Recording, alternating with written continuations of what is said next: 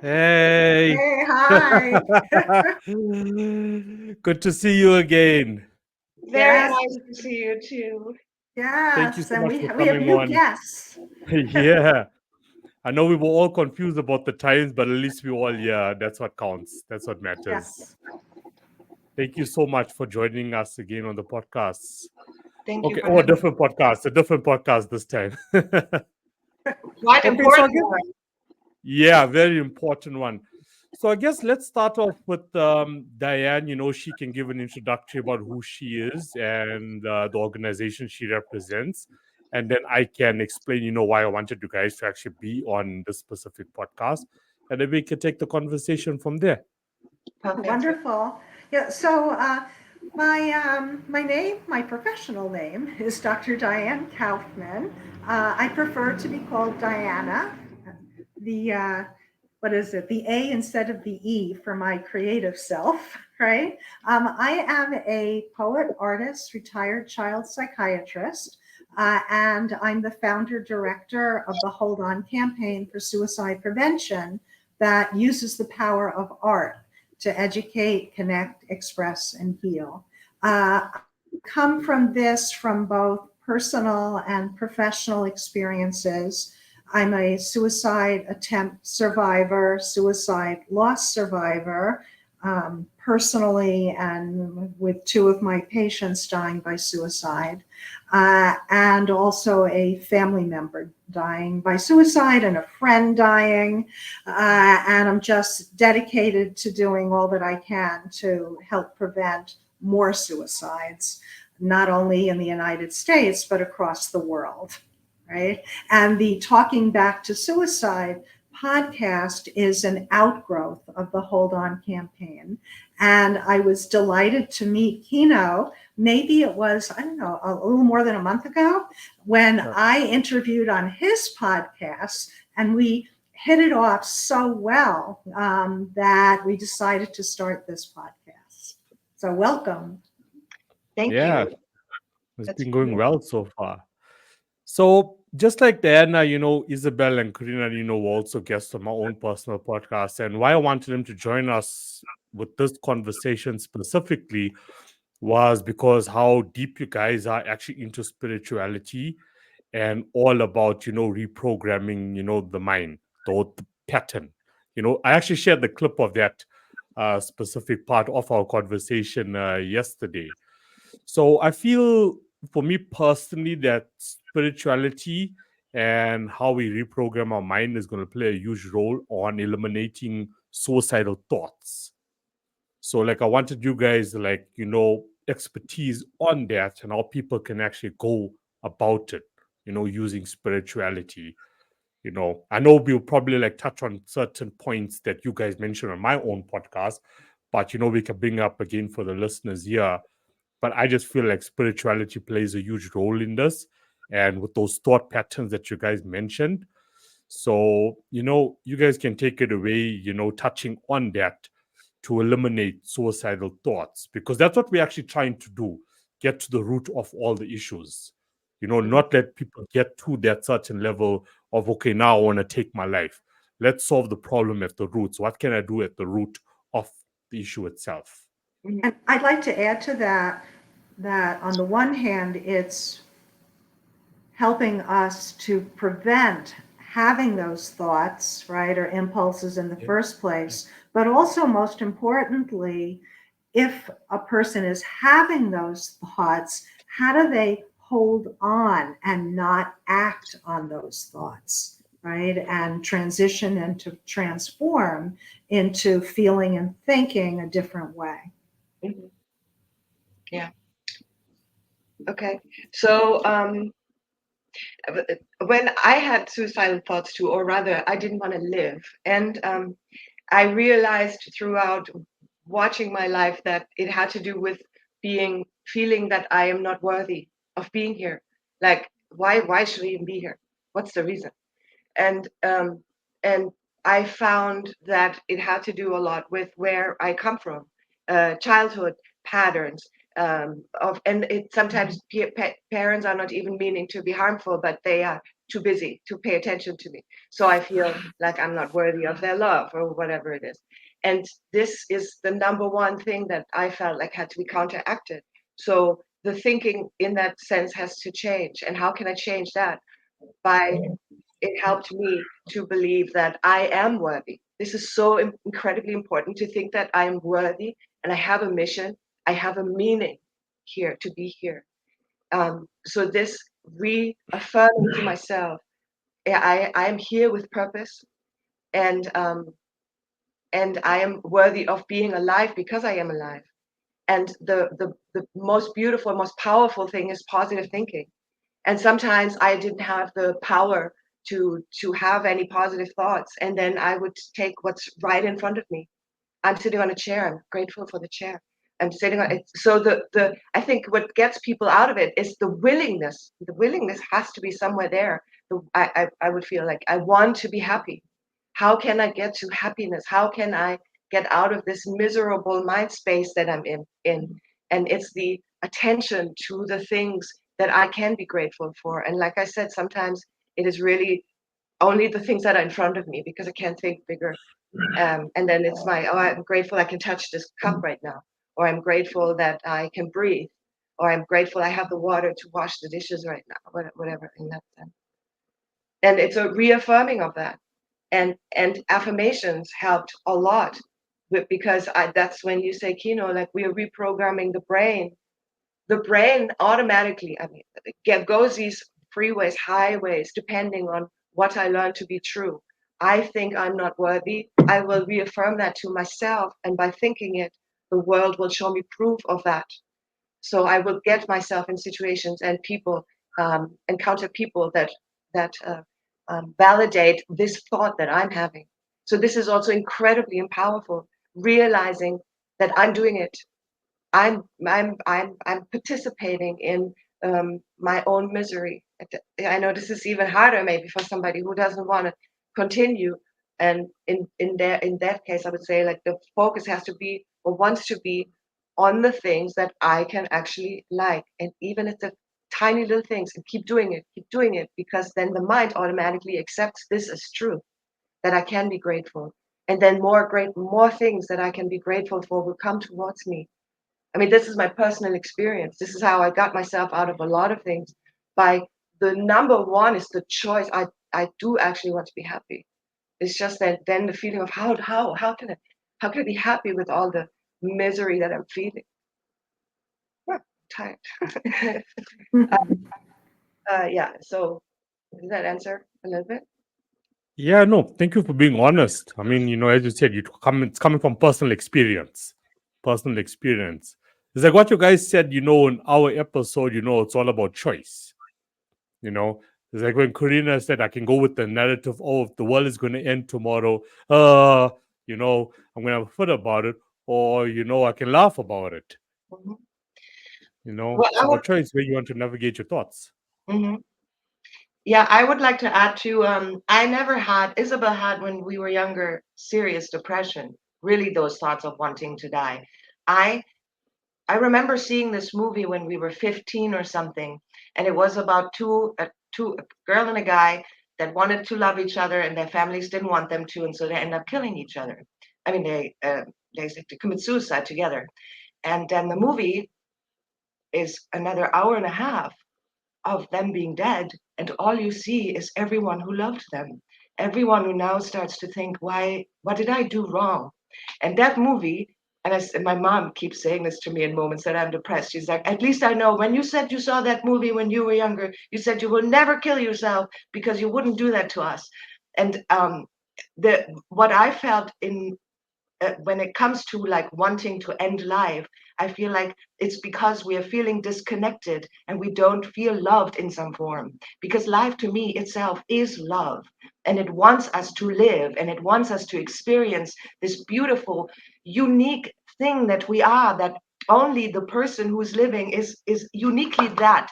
And so to feel like we are with reason who we are, and we are with reason here to be alive and to live in the most wonderful way, because life is focus, and somebody wants to die in that moment, is focused on that. There isn't any other focus. And I had depression, not as deeply as Isabel, and also later on in life. But what I found in those moments, I didn't want to do anything. I knew answers, but I didn't feel like I felt like a wet towel that just can't move. And even though my mind knows things, I didn't want to go there. But because I believe that life loves me, there would be moments where I also believe we are never alone. Even with no one around, there is a realm that wants us to live and succeed and have a happy life. I always feel like there's angels that say, what do you want? What do you want? What do you want?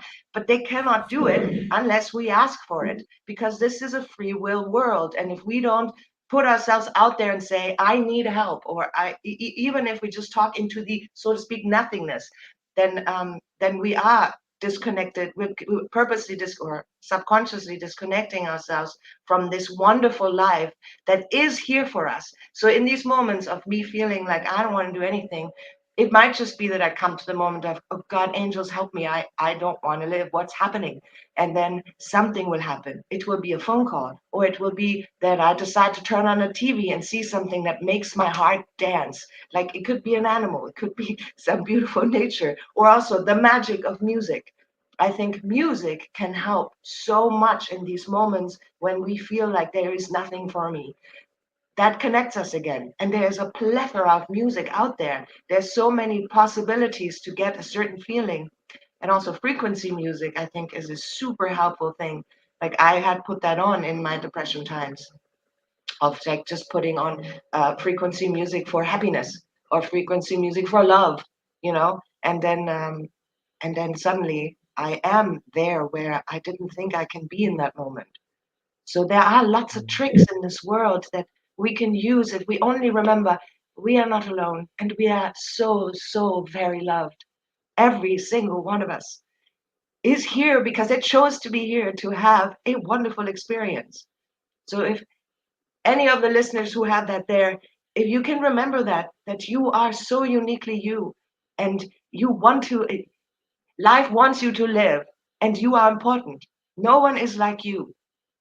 And if you go out there and do one smile to someone, you already changed the world. Or if they give you one smile, you might already feel completely different. So it's worth it to connect, because it will show you that you are loved.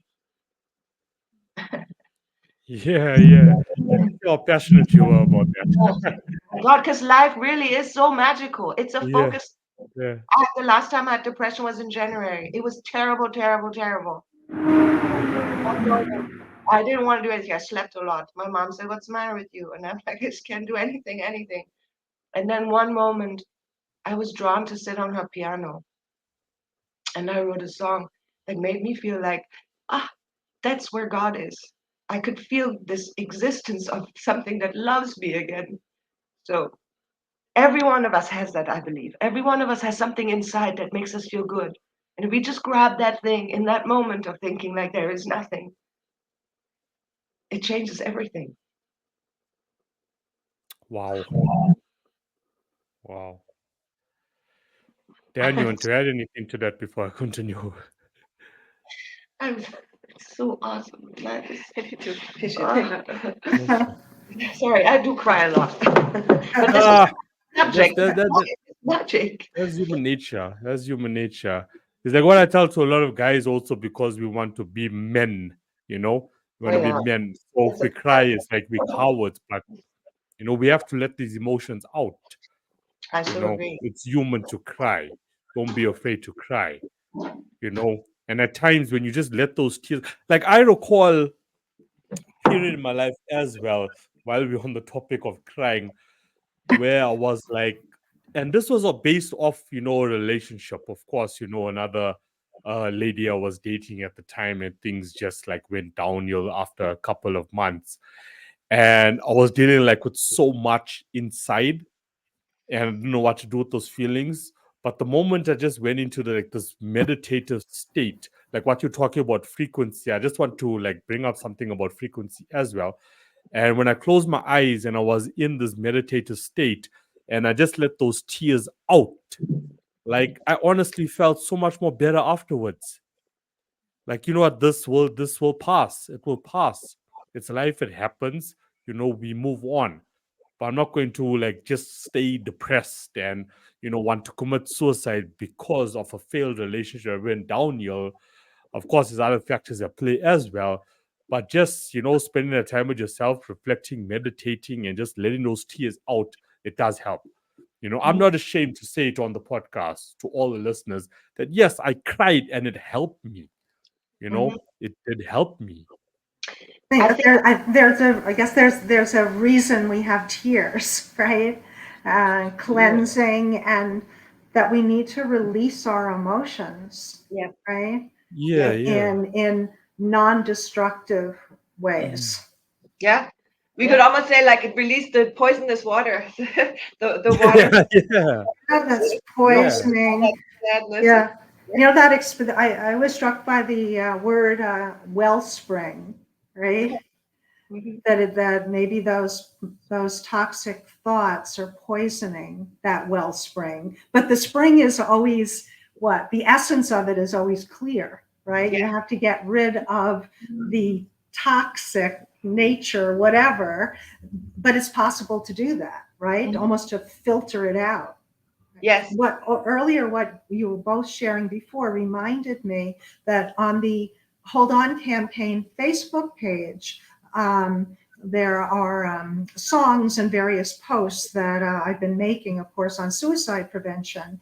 And on one of them, most recently, I had written something that also, it was very personal. I was feeling down, right? And the words came to me almost answering the unspoken question, which was the spoken question is there a point and is there a way? Right? And in a depressed state of mind, one can start feeling there is no point and there is no way, right? So what I wrote was very declarative. There is a point and there is a way. And then I wrote something like, I just have to have hope, right?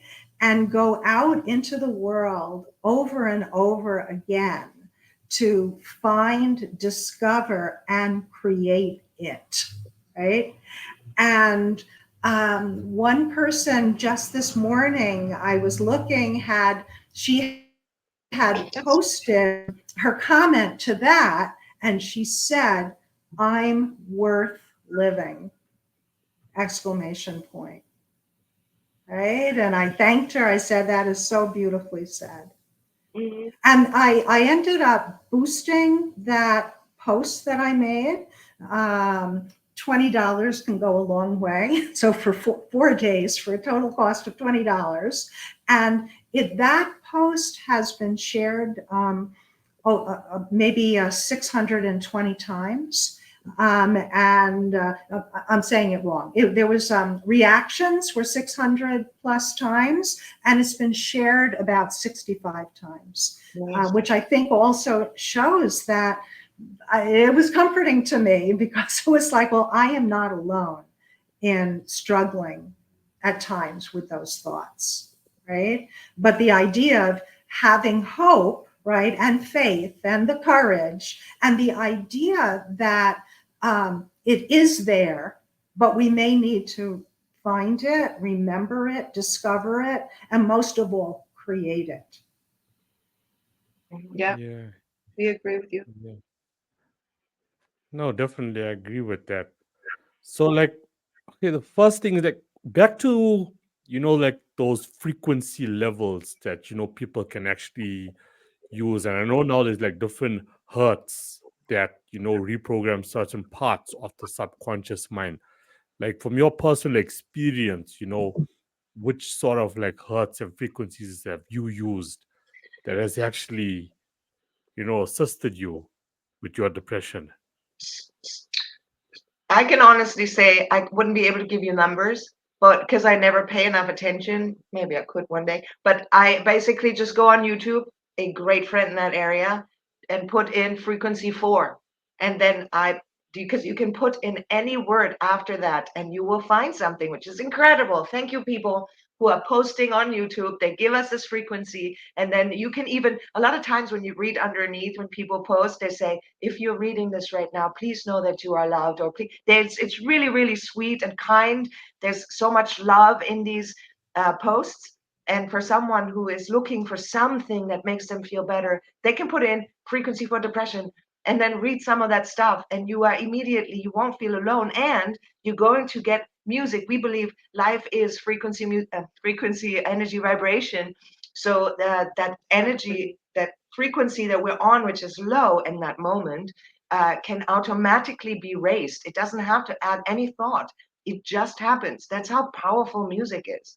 So for anyone who finds this helpful, this is or sounds like a good idea, please try that out. YouTube has it all. And also binaural beats is where, and it's always good to wear headphones where it's actually reprogramming you.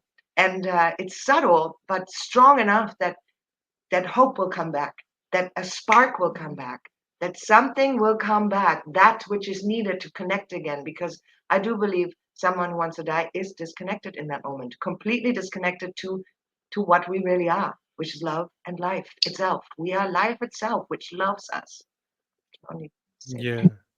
disconnected to life, right? And that's what it is, to be alive. So it's the opposite of that. And I feel we are away from our nature. So I must mention nature also, because when we talk frequency, there is a certain frequency in nature. Everything is vibrating a certain energy, and obviously trees and plants and grass, it's all vibrating. When we go into nature, we're getting closer to our nature, because we are nature as much as a tree. We are part of all of this, and the nature can bring us back into a higher frequency. We can bring peace to our minds just by walking through a forest, and we don't even have to think. So sometimes this little step to get yourself out there changes your frequency too. And I mean, thoughts, yes, but you can do it without thoughts if you go into nature. Hug a tree. I mean, trees are really grounding. The fact that they grow so deep into the ground, and we can ground ourselves too, is often also, I feel, that grounding is missing. We don't feel we have a home. We don't feel we are part of this. So the tree thought, or I am a tree, these things actually help me too. And speaking of grounding, the taking the shoes off, it is said that immediately, as soon as our bare feet touch the earth, we are being shifted. It's really so powerful. And there's so many tricks, as I say, I believe. There's so many little tricks that can help us to come back to where we really want to be, which is happiness. I believe everyone wants music, to be happy. Not only frequency music, I want to say also songs that you like. Hopefully we should watch the lyrics of the songs we like, I think, because often they're negative lyrics and they just reaffirm something we don't want to be unsupportive. Yeah, but if they have positive lyrics, listen to the song and sing along. I just want to dance with somebody, whatever, because that will shift immediately to the movement of the body. Also immediately changes your frequency. If we move in the music now, we're doing something here. There's a change happening, and it can really lift the spirit. Yeah, lift your spirits. And you know what else I would like to add is that if we can allow to believe that life is a moment-to-moment experience. So whatever train we've been on that's just automatic going in one direction can be stopped immediately. We actually are that mighty and powerful with thought and action and words. We can immediately come to a different expression than what we've had for, it doesn't matter how long. It's all up to us. It has to do with belief, but it has to do with focus. Willingness is really number one. Willingness is the first one. I want to feel different. I want to feel better. I want happiness. And then I would say number two, and you're allowed to have it. You're meant to have it. The only reason you're feeling it is because you're meant to feel it. You're meant to live it. And then starts this. Okay, so all these little It's happening for a reason. Yeah, it's happening for a reason. Now, I love what you said about moments. Life is about moments. You're gonna go through different moments, through different periods. And anything is possible for that Yeah, I person. know. I don't see any reasoning. There's nothing. No, it's possible. It's possible to feel good again. It's possible to feel excited about life. It's possible to see things that make us feel so good. And what helped me in the past too with the depression is the thought of it's okay. I'm allowed to feel bad right now. Remember, tomorrow is going to be different.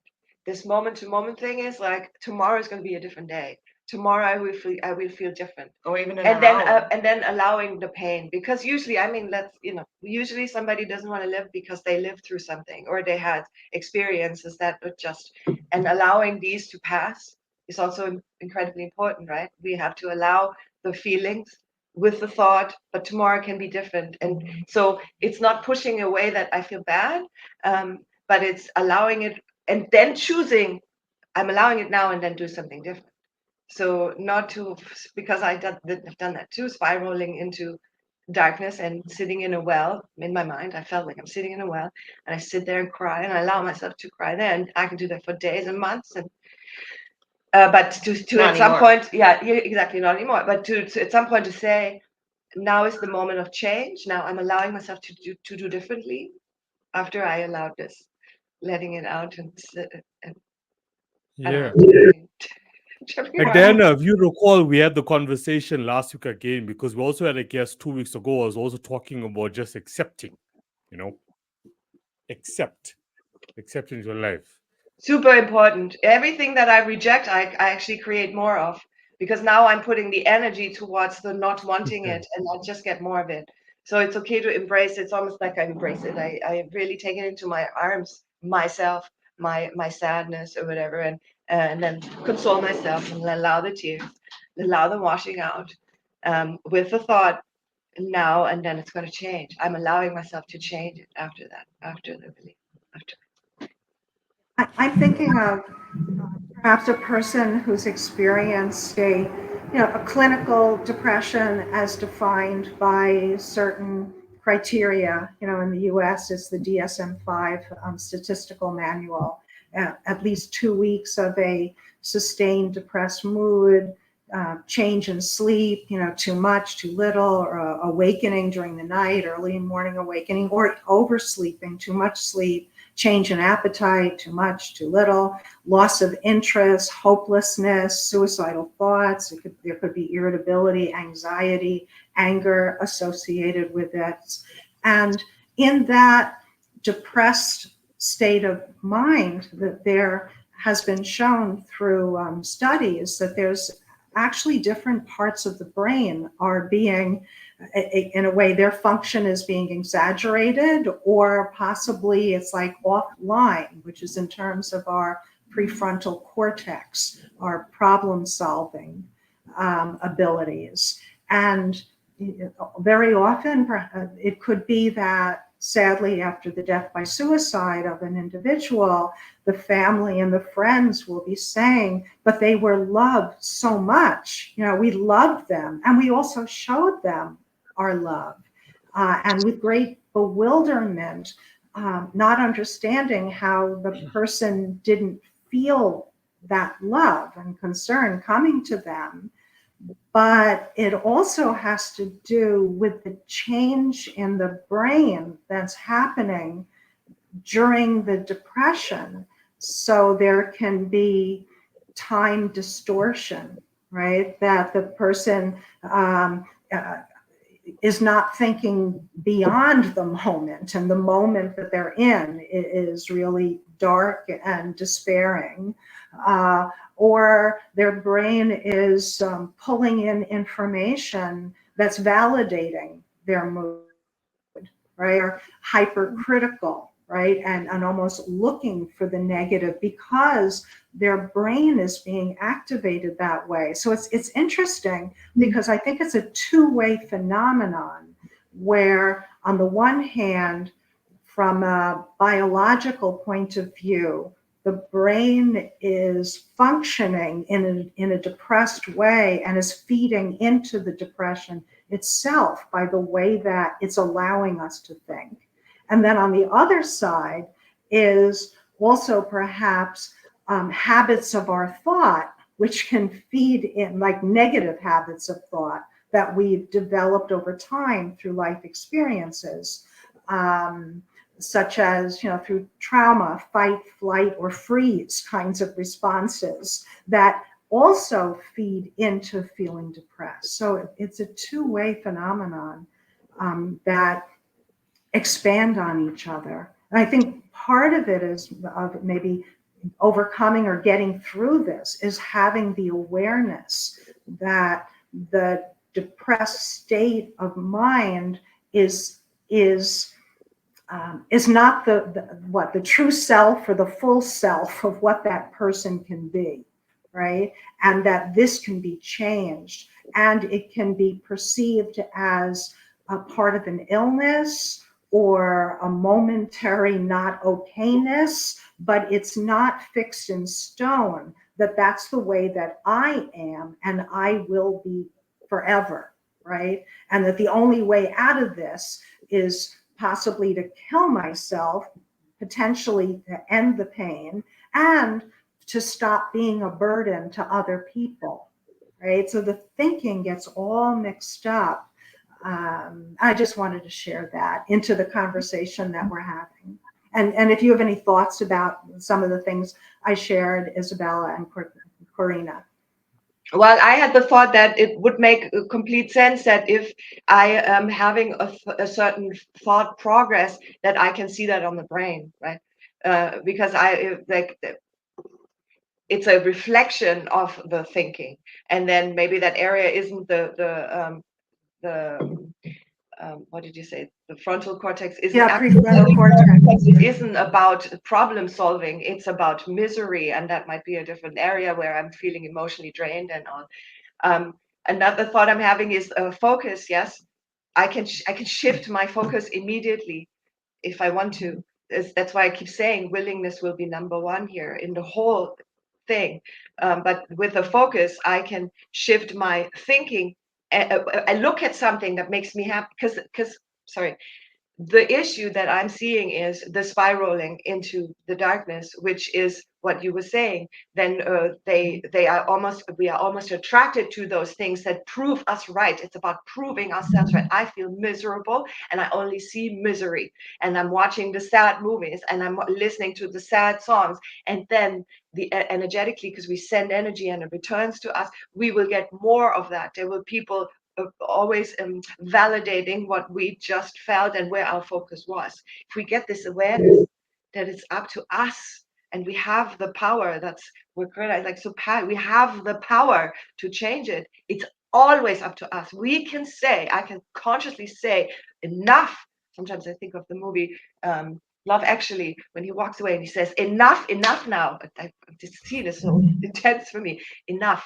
And then shift my focus and watch a happy movie, watch something that actually makes me feel like and then this will affect my brain too, because now there's a different area. The happiness that we know that we can smile. I can smile, and it has a chemical reaction in my body. I don't feel the happiness at first, but it sets free those, I think it's endorphin, and then I feel the happiness coming just from making that movement, just smiling. So if I smile at somebody, that has a chemical effect on me. If I watch a movie that even if it's just like a tiny thing, it does have a chemical effect on me, and with that, and also on the brain for sure. Yeah. And What you said there about the music is it's like trending, and it's so ironic that when you're going through a certain negative emotional state, we tend to listen to music that just worsens the situation. You know, not listening to happy music. That's like trending. That's what people normally do. You know, But it makes sense because you don't want to feel alone. You feel alone already. So when you take a sad song, in that moment, it makes you feel not as alone. Even though you're still spiraling down, you are at that moment not the only one. But what I do think is so important for all of us to remember that we are creating through our thoughts, words, and actions. Emotions. So when I say, I hate this, ooh, I hate this, I will create more. I will see more. And I just had that recently where I really was spiraling down without paying attention enough, because this is another one, mindfulness. So in that moment of me spiraling down, I did not notice that that's what I'm doing. Didn't like that, didn't like that, didn't like that. Ooh, so many things I didn't like. And then Isabel said, okay, remember gratitude. Be grateful. What are you grateful for? And so as a reminder, thanks.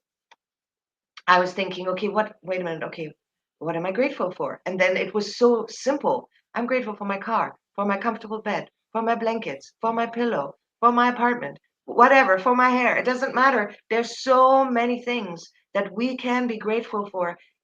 I'm grateful that I can breathe.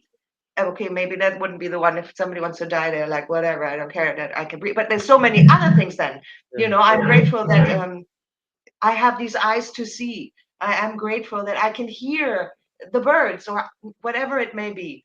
But Can walk, can talk. it's filled with things we can be grateful for. And so it's focus and important that we still create, that we have that power by saying, no, I can do better than this. No, I love, I am alive, I am loved. And also this thing about, I really do believe in the angelic realm. They are listening and they want to be of service. So while we feel alone, don't want to talk to anyone, then let's talk to ourselves. Help me, I want to feel better. Anybody listening? Any angels out there? Think it's funny, but try it out, because it will be quite amazing, I'm sure, to anyone who's really trying this out. There is something out there that's listening. If we don't see it, doesn't matter. There's an energy that wants us to thrive. And if we only try it out, we'll catch that train. We will be able to come out of this darkness. Yeah. Yes. That's the key word there. Try. Try. Yeah. Give yourself a shot. Just Yeah. try. That's No, all any of the listeners have to do is just try. Mhm. There's a word which is what a magic word, abracadabra. And I learned that abracadabra actually has a meaning. And the meaning of abracadabra is I create as I speak. Nice. Yeah, exactly. Your word is your wand. We're spelling into the web, right? Into the field, the energy field. Mhm. Yeah. So I want to put like an example on the table, okay? Because we want people to try. So the scenario is now I live in a very negative environment. It's like Diana, when you were talking about, when someone commits suicide, the family, the friends are like, we gave them so much love. But to a certain extent, we also don't know how true that is as well. When someone passes away, people are like, it's like what they say, when you're struggling, when you're alive and you're struggling, you don't really see friends and family around you. But as soon as you pass away, they're all rocking up at your funeral, right? Mm. And we showed love, we gave love, but we don't know how true that actually is. So the scenario in the table is I'm living in, and let's just say I'm a teenager now with suicidal thoughts, or in my early 20s, and I'm living in a negative environment. There is no way out. I'm financially, the whole family is unstable, and there's just negative trauma the whole day that's happening all around me. And now here's these guys on talking back to suicide, who are saying, okay, go out into nature, put your feet barefoot on the grass, you know, spend time in nature, meditate, do these things. I feel like sometimes people find it hard, to actually go and do those things. You know, like, why should I? Now we just trying to like push them to go, because it's like going for a run in the morning. This is also personal experience. If something is bothering me in the morning, I wake up, I go for a run, I take a walk, the sun is hitting me, I'm around trees, I'm around nature, I feel good. And then you come back and like you're coming back to reality again, and then it's like you starting over again, So like, what's your opinion? Like, how do we like resolve that now? Or how can people resolve those sort of, conditions in their life? I want to say something that I thought, should I say it? But I want to say it actually. I think that we cannot run away from the things we're meant to be doing. And I felt that there is this thought of, I cannot run away, which means that even if I would to end this life here, I would just go into a different situation, into a different life, and have the same issue, because I have something that wants to be overcome. So I'm sorry, is this completely out of nowhere that I just said that? I feel this thought of I have something that I'm here to overcome, and I have everything that I have is to solve that, what I'm supposed to be solving. So everything is in my hands. So here I'm surrounded by terror, but I'm so powerful, and I have this mission of surviving here, of thriving, of blooming in this environment. And I can remind myself, this is my purpose, and I'm strong enough, and I'm gonna flower. I'm gonna be this huge tree here, despite of what's around me, because I'm meant to do this, and I have everything I need to do it. So I go out and I try these things of, uh, I try the nature, the music, the whatever, and then, as you say, go back into. Now I'm back at home, and it's just that terrible. I must keep reminding myself that I have a mission, and I am here to achieve this mission, because that is the reason for my being alive. So life comes with a mission. I believe this 100% for everyone, just no exception. Sometimes the mission, sorry? Yeah. No, I was just gonna say, like, the lesson there is just keep reminding yourself when you're going back into that negative environment on a daily basis. You can't exactly Reminding remind yourself, because I believe you keep doing this and your environment will change. I do feel like we're all participating in the situations we're in. Everybody around me is a volunteer to my own mission, if you want. And we are all volunteers for each other. We are showing up energetically so that we can fulfill this mission, if you want. So if no matter what energy I'm in, somebody will, if it's positive or negative, there are these volunteers, energetic people, the volunteers around me that show up now to Validate. it's a request and receive. I requested something with my energy, and I receive it back from my environment through the people and situations that are around me. So at first, the child in a situation that feels really terribly negative, if the kid manages to stay in this, oh no, but I am here to do this, and keeps thinking that, the environment must change, because everything around us changes according to our own energy. This is huge. This was the huge thing that I learned through watching my life change because of this thinking, because of me saying, because of me realizing that my energy is actually creating my environment. And I can only ever be victim to my own feelings and my own emotions. This is incredibly huge. You get this powerful and you realize you are this powerful, you can change anything. Even the environment of the parents, where this will take a moment. Believe it, keep believing it, keep doing it, do those little tricks, believe that you can change it all, because everything is energy first, and take shape according to the energy that was sent there. This is the thing with the frequency and vibration. Everything is vibrating, is on a certain frequency. Everything is energy And first, and then it takes shape, because I believe that this is how it goes. If we can, this is incredibly powerful. If anybody who can see how powerful they actually are, this is where I feel like the biggest manipulation, that human beings are not aware of how incredibly powerful they are. We are so powerful. We can change everything, because everything is really just a second. But when we accept this power, we can change it all. So Yeah. I'm going to ask, in the best sense, a challenging question. please. So let's say you're a teenager, right? And one of your parents is alcoholic, and or has alcoholism, and in their alcoholic state, they become physically abusive, emotionally abusive, and perhaps there's also sexual abuse or inappropriate sexual behavior going on in the home, whether it's witnessing or actual sexual abuse that's going on.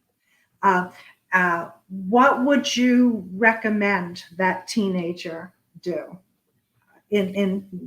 Because as I'm listening to you, and again, I'm asking it in a thoughtful way, can that teenager all by themselves and in their energy state change what's going on with their parent, who is having the illness of alcoholism and violent behavior in the home? What would you advise that young person to do?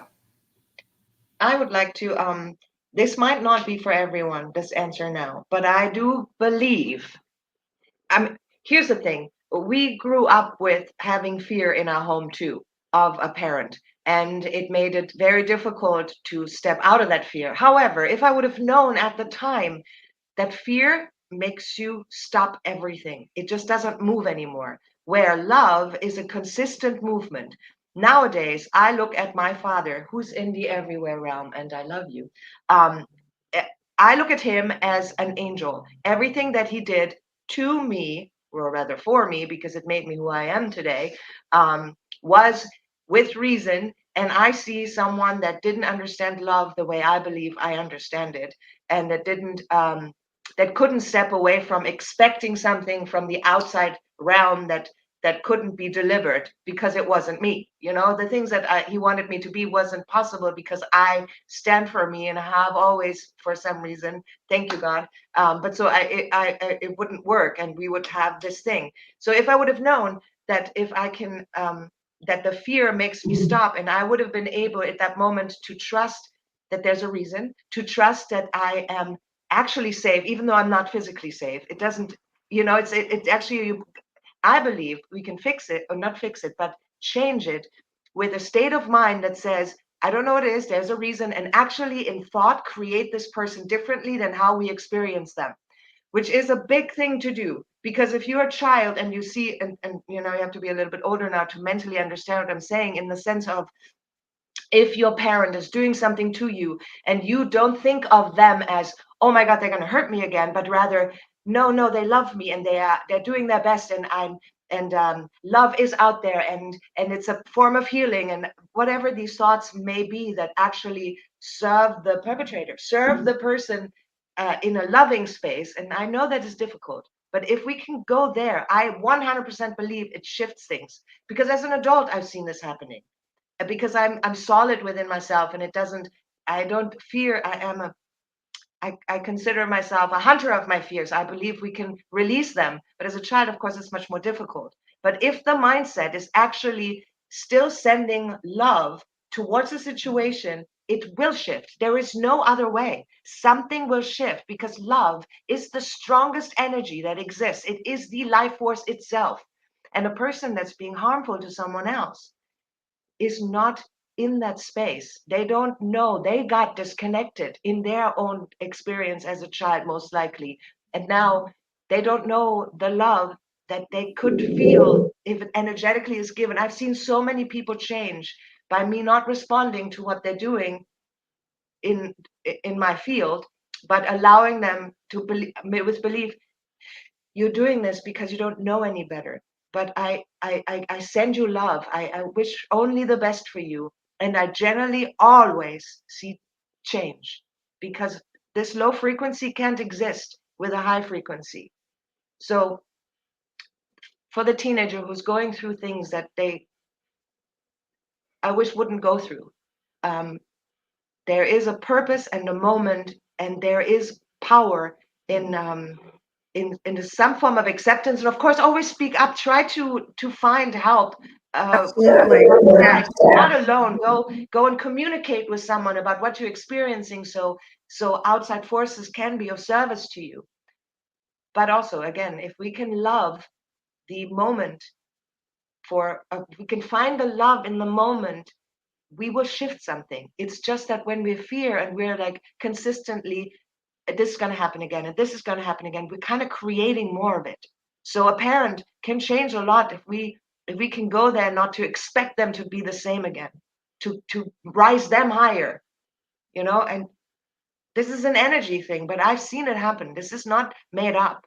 I know this is possible.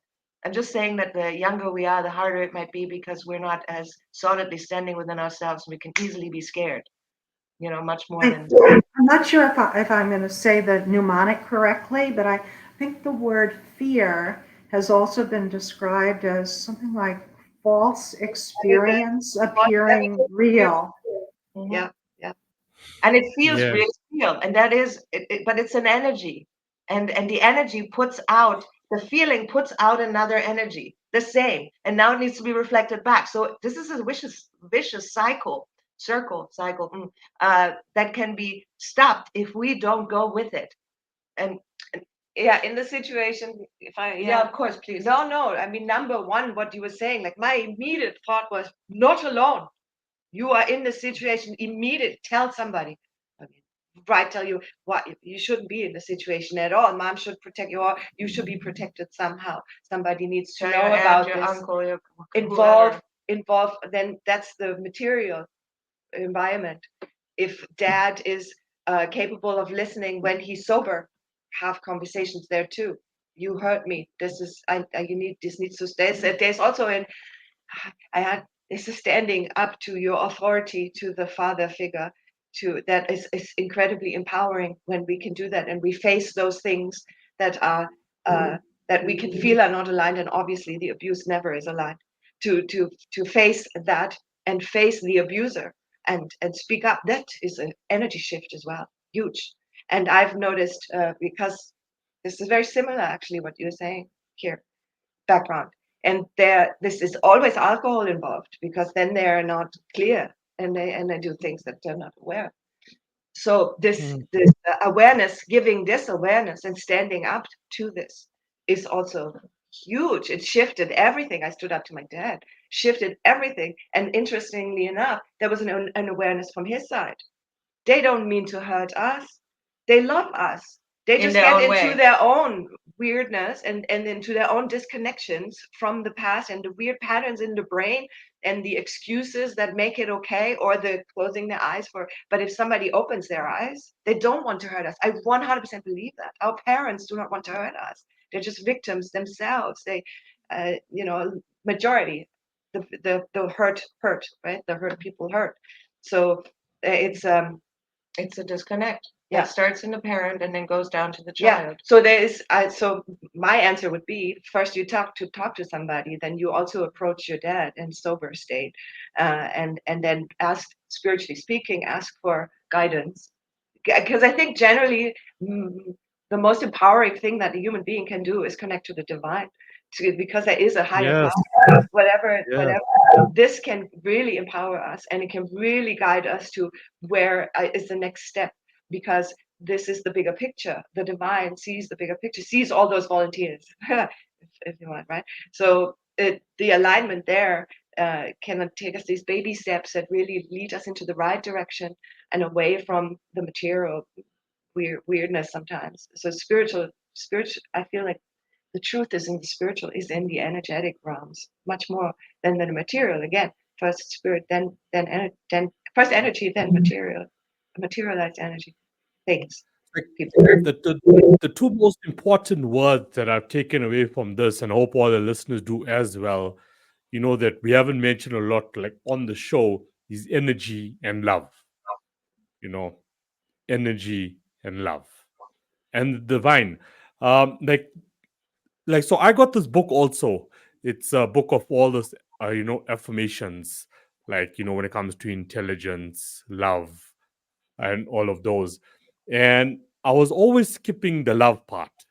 I guess also because of my personal life and what I've experienced with love, and when you get your heart broken, or whatever it may be. And I know there's a lot of people out there who've been through the same situation. You sort of skip it.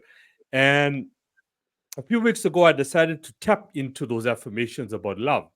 And I sort of figured out for myself, and once again from the divine, that there's certain areas in my life that I haven't been progressing in because it was missing love. So even though you may have been hurt before, whether it may be like in a relationship or by your parents, or whoever it may be, but if you just like start loving again, not only yourself but just showing and pushing love back out into the world, it's such an important component. And I had that realization. I honestly had that realization a few weeks ago. Like, this is what I've just been missing. I'm not progressing here because I'm not allowing to progress with love. And it did magic. Honestly, it did magic. It really just showed me something, that no matter what happens to me, just keep, as you said, just keep pushing out that love, in that situation. And It's so how would important. you describe that? Like, if we'd have to talk about, like, what are we actually talking about? Love, like we like to say appreciation. In your case, what is it? Is it acceptance, or is it just seeing beauty despite, or Yeah, it's like, like, okay, like, yeah, like acceptance, awareness and acceptance we've mentioned so many times, Dan and I, like, on the show. But just allow me, like, say if I'm in a situation where, okay, maybe um there's someone out there who I have a grievance with because of something that happened between us in the past. Let's just say maybe it's a business relationship and it's a business relationship that went well. But I know with my abilities and capabilities, I can redo this again. But I'm not allowing me to do it to my full capacity because I'm still holding on to that grievance with that past partner. But now, if I just let go of that and say, okay, it happened to me, cool, let me love that person now, fair enough, no more grudge, and let me move forward with my abilities and capabilities, with love now, it sort of starts working out better for you. Or once again, if your heart has been broken before, just love again.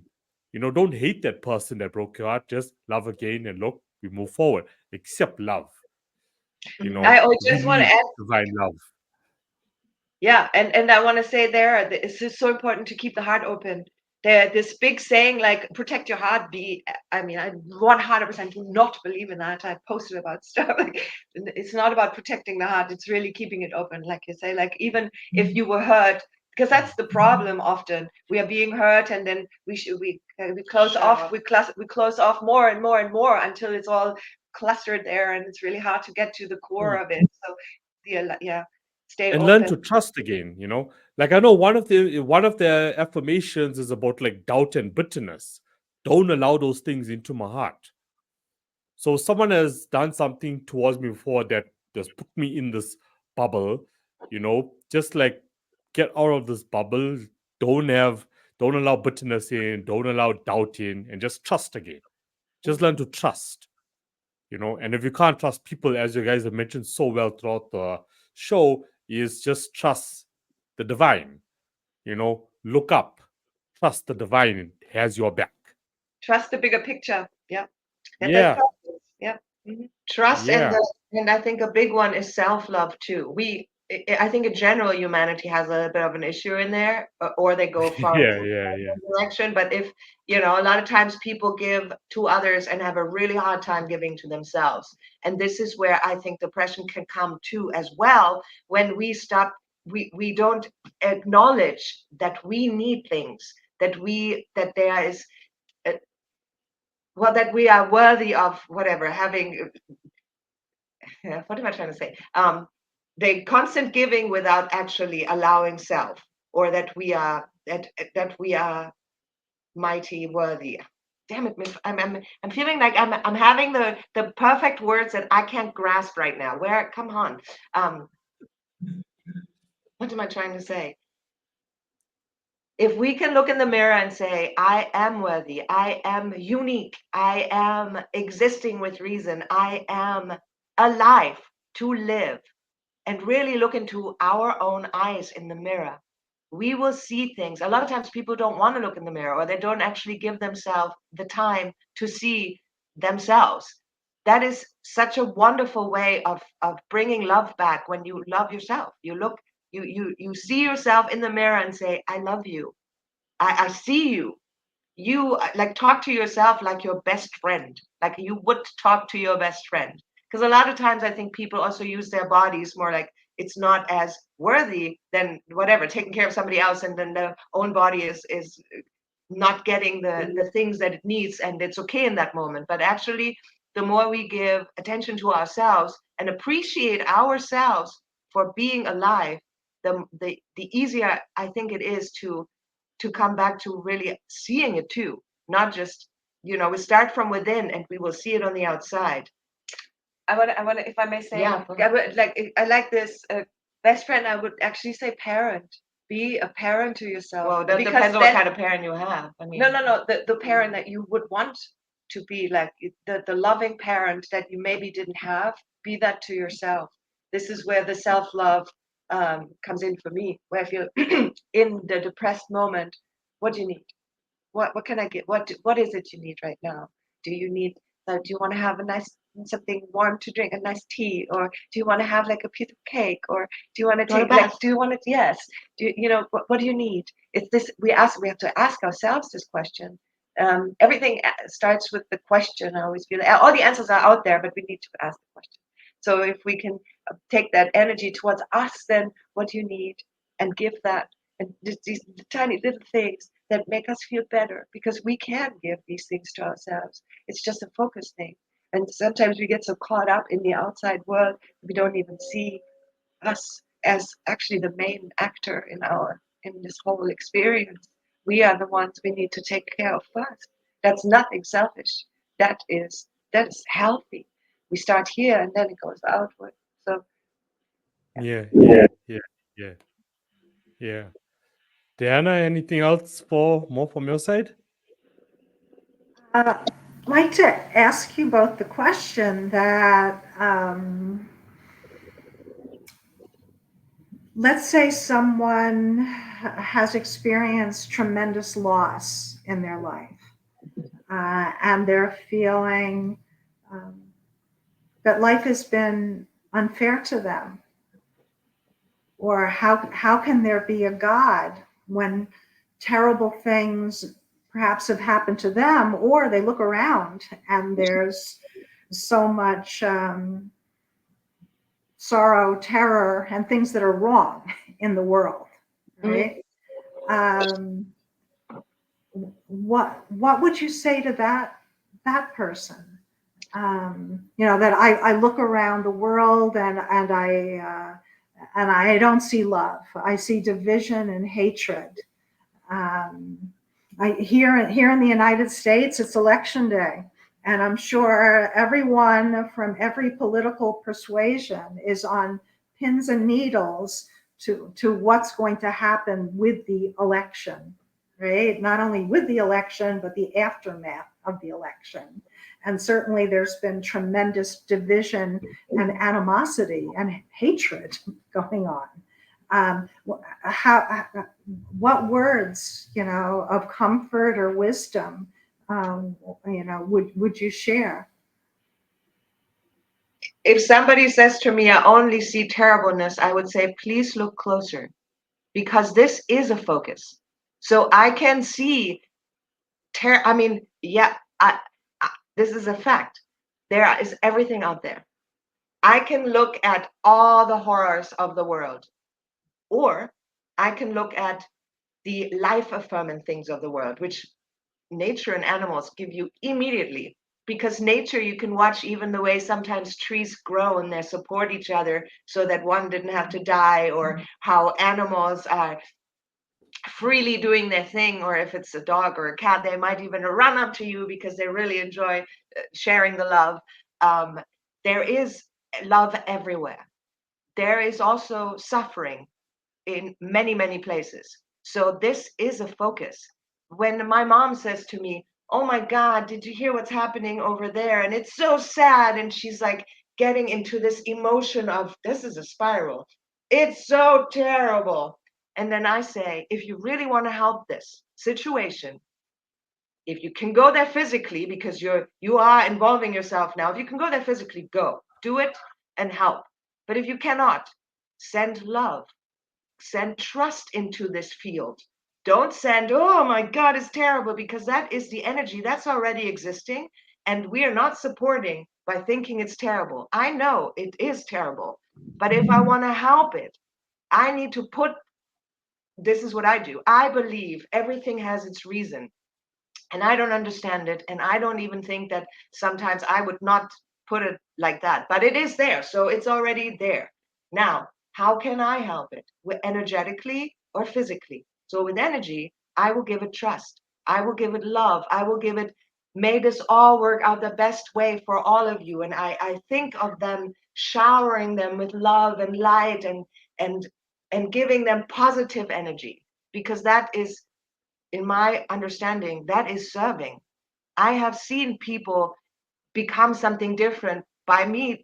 like they are in one way not necessarily supportive to me or anyone that I see, but then I keep every time I think of them, I think, oh, no, I send you love and light. May all your dreams come true. And I imagine them constantly in love and light, and I see them change.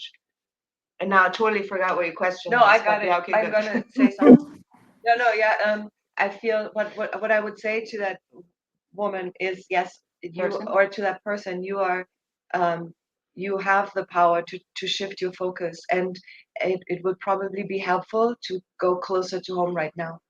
That means like you look at your environment and not so much the politics and outside and the outside world. Go right here where you have the people in your life, and you focus on those beautiful things that you have, the love that you have with the connections with the friends and the family, and that will shift something. And then I generally would always say, stay away from those things that you can't emotionally handle. If it makes you so upset to look at it, stop looking at it. I really believe that. And I believe that I changed something in my own environment, in my own world, by choosing to look at those things that I appreciate, because more for me to appreciate is coming into my path. This I say out of experience. I know this is how it works.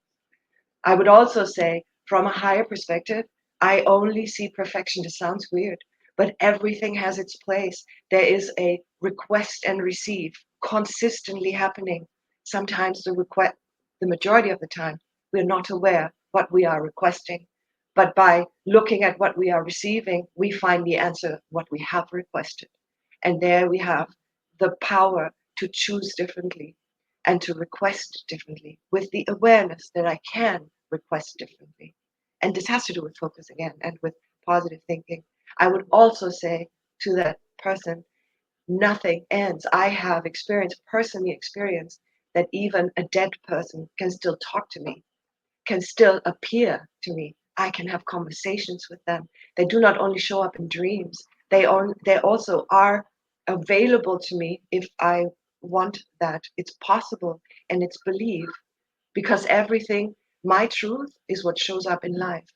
This is really what it is. What we believe is the truth of life is what we are experiencing.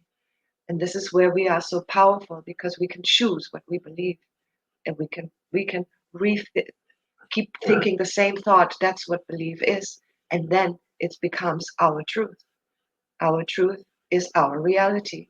So I can communicate with dead family members. I can change my environment. These empowering thoughts, when they become your truth, you know, to that person, I would say, try to speak, try to, and we have said that to people that lost people in their lives. Try to have them give you a sign, and finally, and then I get the phone call. Oh my God, I got the sign, because they do that. Energy, it's energy. It doesn't go anywhere. It just changes shape, and it's us, our minds, and our beliefs that it ends, that seemingly puts an end to it, but it isn't. It's like the sun is always shining, whether the earth is now in position to see the sun or not, it's always shining. So this kind of idea Mm. I'm having, like, is always everything is always. It's hard for the mind, maybe wants to have restrictions, but everything is always. So it's we have the power to tap into whatever feels right for us if we have the awareness that we can. And Yeah, I like oh no, can go first. I just wanted to do, because it's the 5th of November, and it is a big day in America, or in the whole world, if you wish, right? But Yeah, I would yeah. like to, for those that are worried, trust is the key. Trust that we are where we're meant to be, that there is a bigger picture that we don't see, that everything falls into place as it is planned. And for those of us who are really worried, not us, I'm not part of it. For those of you who are really worried, please trust the light has won. The light has won, and no matter what we will see, it is part of the story that's already written, and the ending is magic. The ending is heaven on earth, which is already here. But we are really in a magical time right now. It's huge, and it's going to be okay. So anyone who's like, oh my God, what's happening? I can't believe whatever, please remember it's okay. And then I agree with Isabel, go back to you. Stop looking at that stuff that you're thinking is going to make the world go down, and just look at yourself and see, where can I make my world good? And this is, again, there's so many tricks: nature, animals, people, entertainment. There's so many wonderful things that can make us feel taken care of and centered and fine. And above all, you're meant to. We are meant to thrive. Again, we are meant to be these blossoming, beautiful flowers and trees, and we are meant to thrive. It's not Yeah. just surviving. It's not just surviving. No, it's thriving. It's really having those things that we want. We're meant to have it. I 100% believe it for everyone. Just having the awareness that, hey, I'm allowed to have this. What do I really want? Ooh, how exciting can life be when you think you have all the options? You can have it all. Yeah. What is it you want? Be excited about it. This is also shifting. Yeah, I guess we'll be okay that there's two things like to conclude on my side. Like what you guys said about the focus. Now I know this is not the podcast for this episode, but what I mentioned on my own personal podcast also, because I had a guest who was from the UK and the podcast was also extremely political, is people need to keep in mind is that, back to what you guys said, focus on your life, what's happening in your life, in your space, what's my goals, what's my dreams, what's my ambitions. As Karina said, you give love to where there is chaos, but focus on my life and what's happening, with me at the moment. Because whoever does get elected, or, whoever's in government, and not only in the States, but all around the world, is not really looking for your best interest in your personal capacity. You are responsible for that. You are accountable for your life. So wherever you want to be, wherever you want to go, whatever you want to do, it's on you. It's not dependent on who gets elected and who's in government. So stop depending on other people to actually fix your issues or your environment. If you want to change the world, you go out there and you change the world. You do your small bit. Um, Plus, just on that part, with the focus, it's all on you. yeah. It's all on you, no Plus matter the what the results of an election can be. Right. Plus the fear and the worry and the anger that is existing because of politics Yeah. is the energy that's not serving that which we want to experience. This is like where, please, people, be conscious that what you put out is what you're creating. So when you see something you don't like and you put out, I don't like this, you keep feeding that which you don't like. If you really want Yeah. to say, no, it's fine, it's okay. I don't need to judge this, and I don't need to believe that I am right and you are wrong, and then be upset that you are wrong, and how dare you to even think that way or be that way, and none of this is necessary. These are all energies that do not serve anyone who wants to live and be alive and have a good life. None of this is serving us as a thriving existence. If we really want to serve each other, we need to just say, it's okay. I trust that. Ugh, I don't like it, but that's okay. So I'm going to look at what I do like, and I'm going to come back to me. Again, this is the end. Come back to me. Come back to me and know that I am loved, supported, seen, and that there is help out there consistently. I feel like I want to say one more thing that we haven't mentioned that I felt like is incredibly powerful, is still incredibly powerful, is the light energy. So I work with angels and with light, and there is this purple flame of healing, for example, which is a purple flame. To imagine myself, I'm sorry, this is totally like for the suicidal person again, like when they feel really down, to imagine myself, I'm standing in a purple flame that is burning away everything that isn't for my highest good. And all the toxins, all the toxic thoughts, all the stuff stuck in I even go and say it's in my chakras, it's in my cells, it's in my DNA, it's in my physical body, in my mental field, emotional field, energetic field. My spiritual existence is burning in the purple flame, and everything is transmuting to love. I just want to mention this also. Archangel Michael, green light. Sometimes in pain, when I have physical pain, I imagine that I am in this green light of Archangel Michael. I'm held by Archangel Michael. I breathe in this green light into the area where it hurts to help myself. Just I needed to mention this because we haven't. And that stuff This is helps. like huge. This is huge because everything energy first, and light has a certain frequency, right? A vibration too to it, right? And so to imagine a certain light that is entering my cells and my chakras and all of me has an effect. So that's something anybody can try anytime. Just hearing you describe that makes me excited and uplifted. Really. Yeah.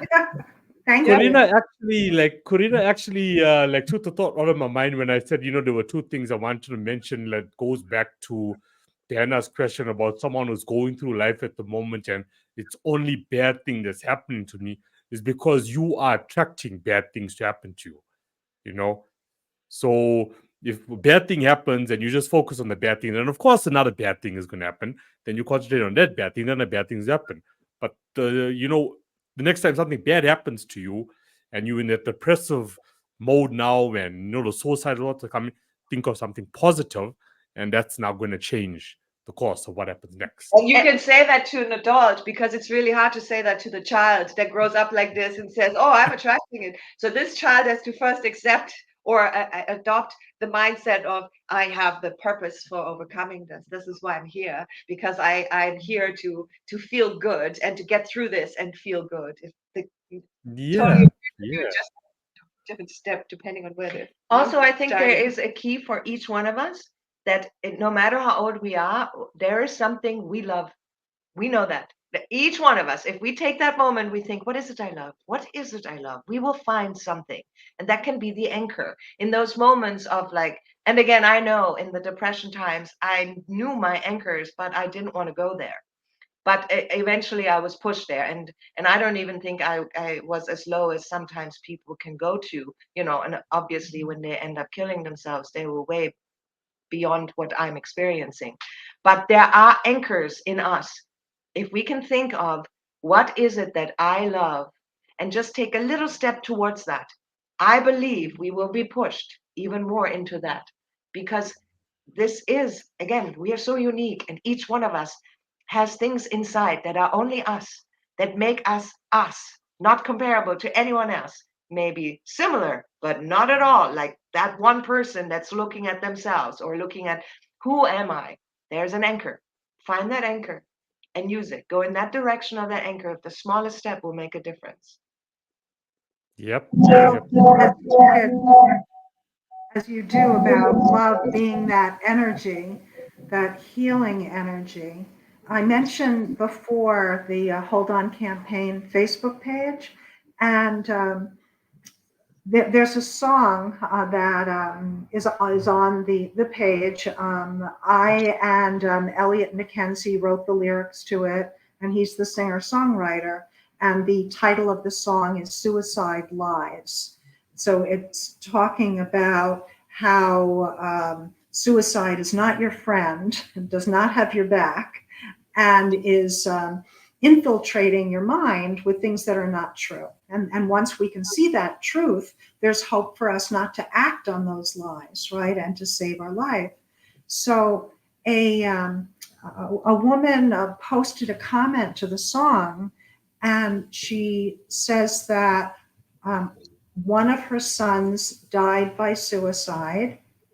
And then 5 years later, another son died by cancer, having cancer. And she wrote that, like, the pain she feels each day cannot be described, right? And in my comment back to her, I mentioned about a book called Bearing the Unbearable. And also I spoke of the grief that she has is a reflection of the love that she feels for her children, and that to honor that love. And I also wrote, which is so apt relating to what we've been talking about, that I hope for her that the energy of that grief could be transformed into a healing love of her, for herself and for others in the world. Yeah, that's beautiful. I remember that I heard about a tribe, I believe.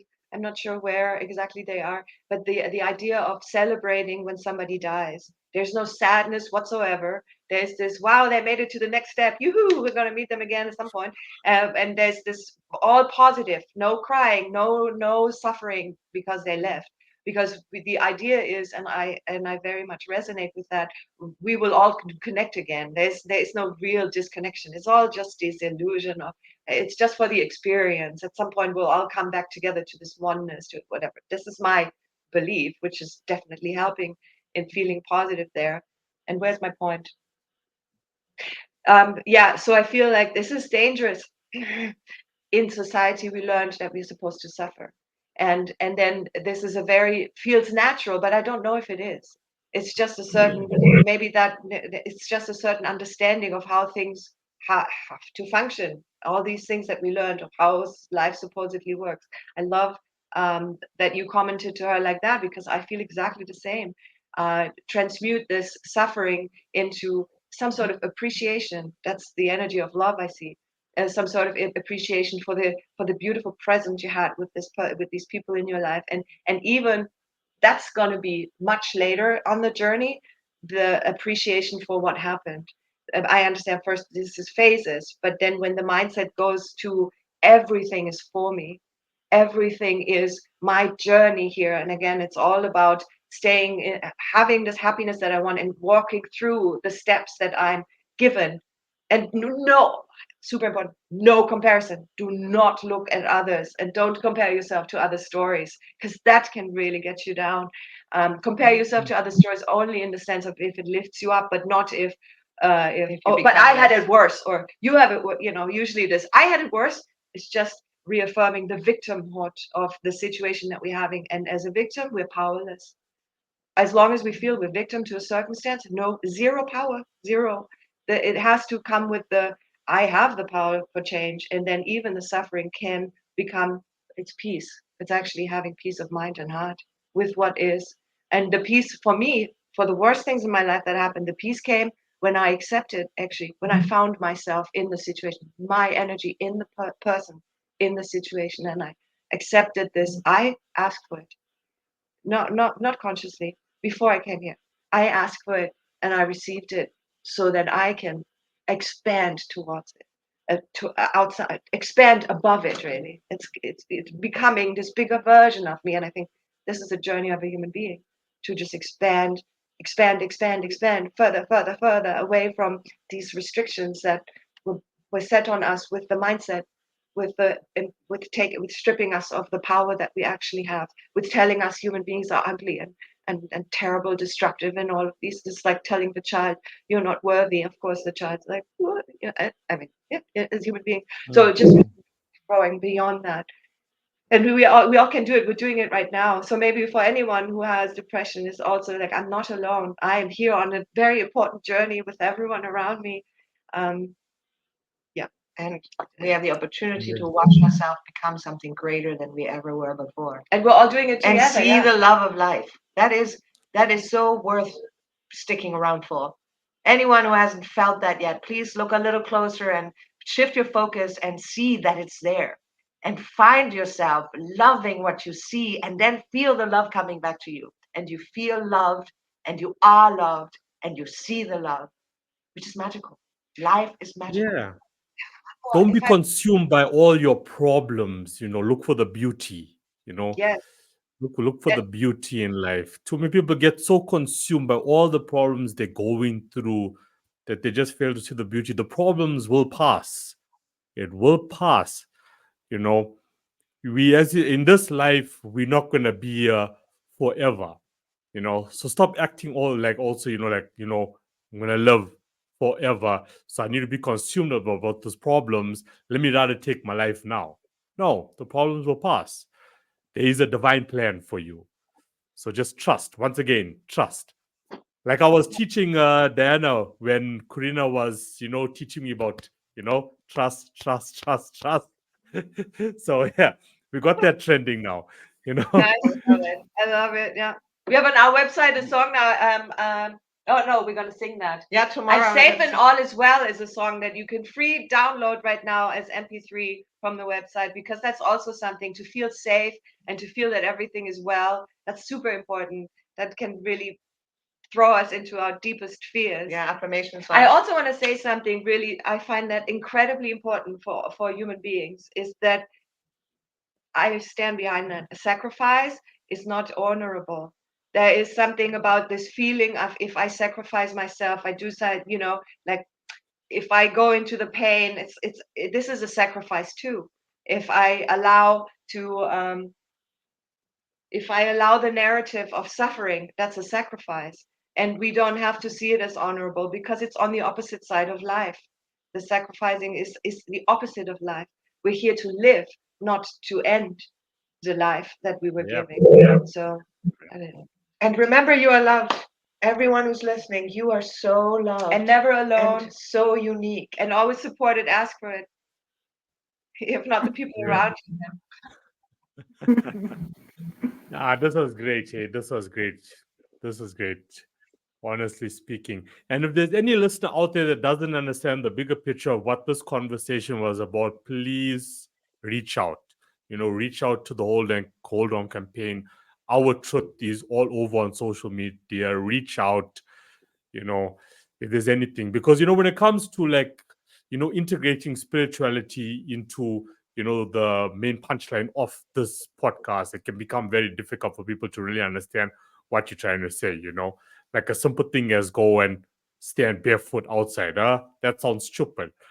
But if you really want to understand the full complexity of it, reach out to any one of us. Yeah, just You know, ask. that's Ask where the we are. question. Just ask. Yeah, just ask a question. There's no stupid question. There's Nope. absolutely no Nope. stupid question in the world. All As questions. you said before, ask and receive. Yeah, Exactly. Yeah. Mhm. Yeah, and start manifesting, what you want your outcome to actually be. yeah. But The cool. magic And then will be together as we you make are. this paradise finally Mhm. again. Yeah. All Yeah. hands happily. Grateful. It's all in our control. It's all in our control. Like I know there's a lot happening in the States now at the moment, starting from today. But end of the day is, to anyone who's going to listen to this between today and tomorrow, it's in your control. Your life is your control. Your future is in your control. Remember that. It's you. It starts and ends with you. No Yes. one else. No one else. You got the power. You got You- the power. Yeah. Oh my goodness, that's a good place to end and to begin. Yeah. Isabel, Corina, thank you so much for coming back on to another podcast. I love the Thank work that Right you back guys at do. you. Keep Thank doing Thank what you you so do. much, Isabel and Corina. And thank you, Thank thank you, you, Diana. Thank you. Yeah. And I'm Very sure we're going to chat again. We will definitely chat again. That Sounds sounds good. fantastic. Okay, perfect. Bye. Thank you so much. Thank Enjoy you. the rest of your day. Thank you. Bye. Bye.